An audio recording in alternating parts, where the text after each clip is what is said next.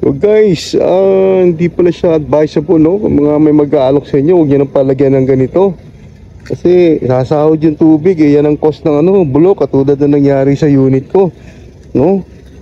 Siyempre, maiipon yung tubig dito, cost yan. Kalawang, mabubulok, yan din ang resulta, oh.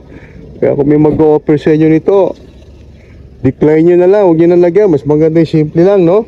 Pag nabulok, ito mangyayari, oh. Yan mangyayari, no?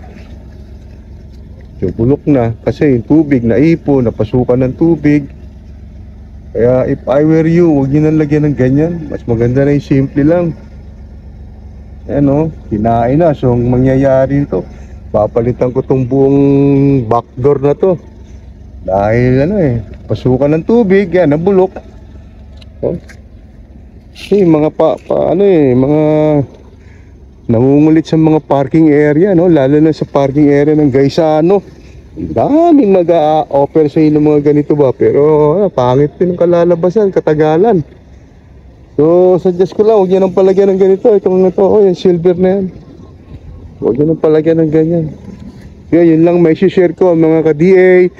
Thank you, and please, no, kung bago lang kayo sa channel natin, please subscribe, like and share, and press the notification bell para ma-update kayo sa mga bago nating video, yung mga bagong concern na nakararating sa atin, may share ko sa inyo. Okay, salamat po. Drive safely. God bless. Bye-bye.